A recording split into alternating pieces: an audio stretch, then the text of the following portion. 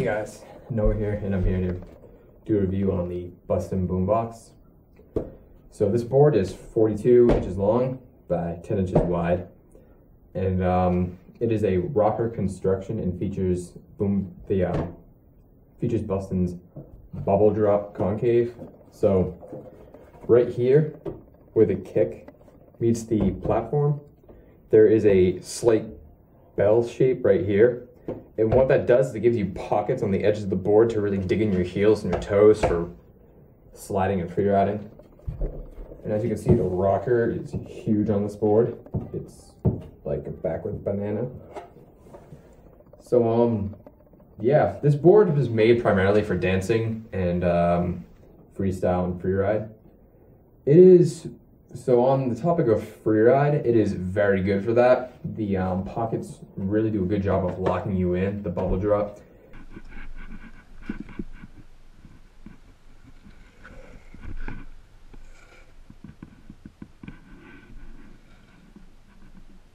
It may get a little weird, it may be a little weird to get used to it at first, but like once you ride it a little bit, it feels pretty comfortable. It's not like some like weird W or anything, which is like kind of hard to get used to, and it's good for like commuting. It's not uncomfortable at all. Also, when you're doing tucks or anything like that, it's a good place to dig your foot into when you're doing the tuck. You can put your foot right there in the pocket or in the side if you want to do like pre-drifts or anything like that. It's pretty good for that. Since this board is so long and so wide, it's a really good dancing board. It's really easy to do like cross steps and stuff like that. And it's stiff, so it's pretty good. It's pretty stable while you're doing the dance moves. So it's pretty excellent for those type of things.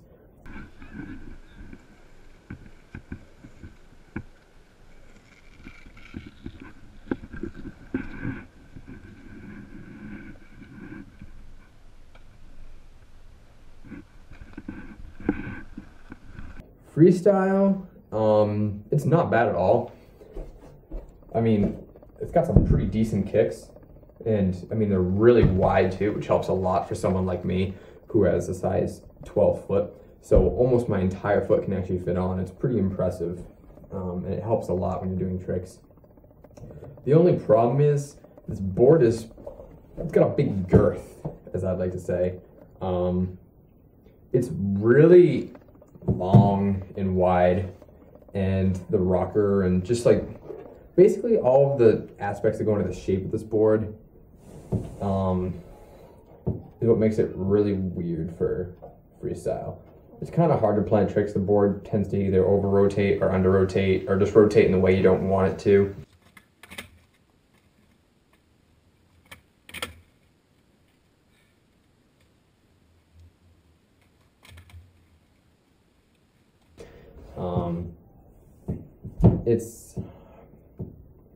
It's not bad at all for freestyle. It's just weird. It's kind of hard to get used to it. So, yeah. Downhill is not bad. It is a very low board, which is awesome. The drops do help when you're tucking and stuff like that, like I've already said. It gives you something to put your foot up against and give you a little more of an edge on your board.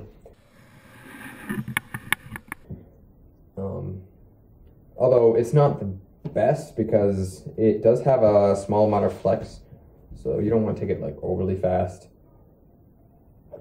And it's pretty responsive actually, and I'm surprised how responsive it is with the fact that it's so thick and big. So yeah, I mean, it's a pretty good all-around board. Commuting is pretty decent. Nothing special. Some things I don't like about the board is it's kind of a weird shape to get used to for a lot of the riding styles. It's weird to explain.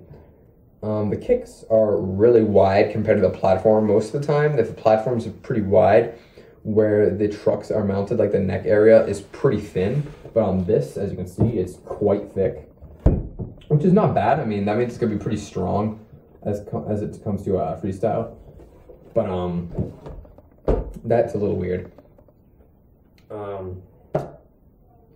Since the neck is so wide, you tend to have a lot of problems with wheel bite. I have bitten this board a lot with different setups.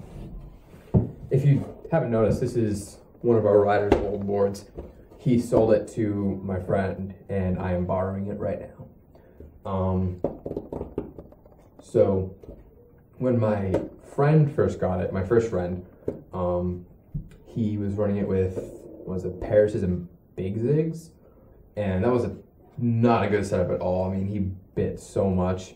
He had to run his trucks pretty tight, which didn't make the board very useful because it was hard to do tricks on when your trucks are so tight.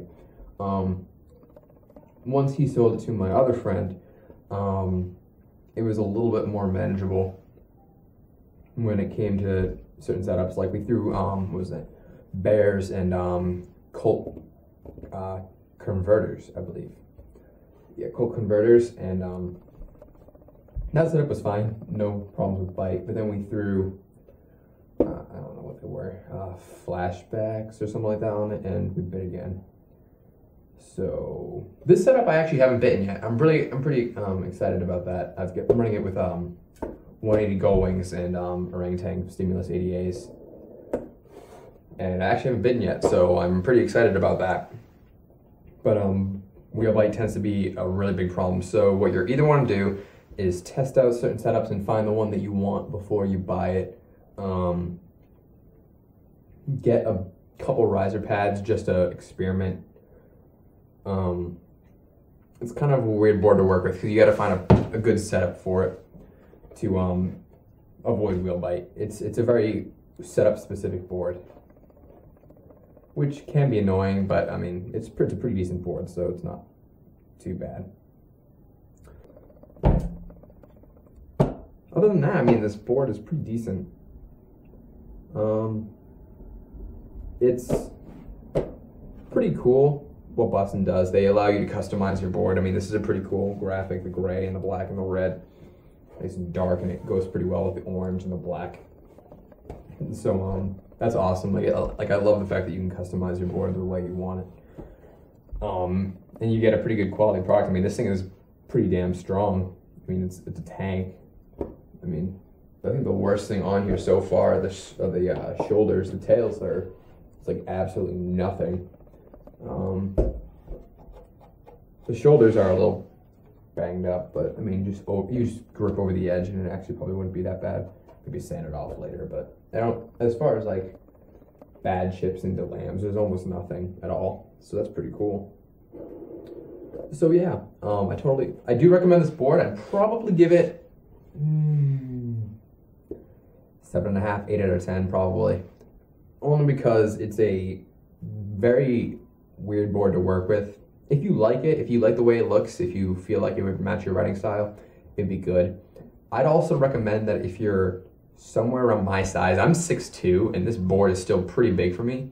Comparing this with the Dervish Sama, which is almost 43 inches, it seems so big. Like, it's not overly huge, it's only 42 inches, but when you put it up against other boards and when you're riding it, it feels like it's huge. It feels like something more like a Bangor when you're riding it.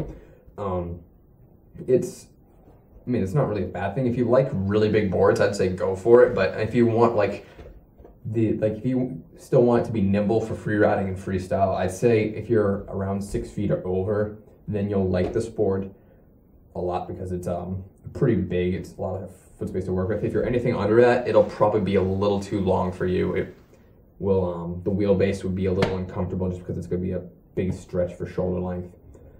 But yeah, other than that, I recommend it. It's not expensive at all. It's $125 for a deck, which is super awesome. I mean, that's a custom graphic deck. That's really fair price, and you get a pretty damn durable product. So yeah, this is the Bustin Boombox. I hope to ride this more in next videos and others to come. If you have any questions, comment below. If you like this video, subscribe above. If you have any other questions, just PM me or something like that. I do recommend this board, and have fun, guys.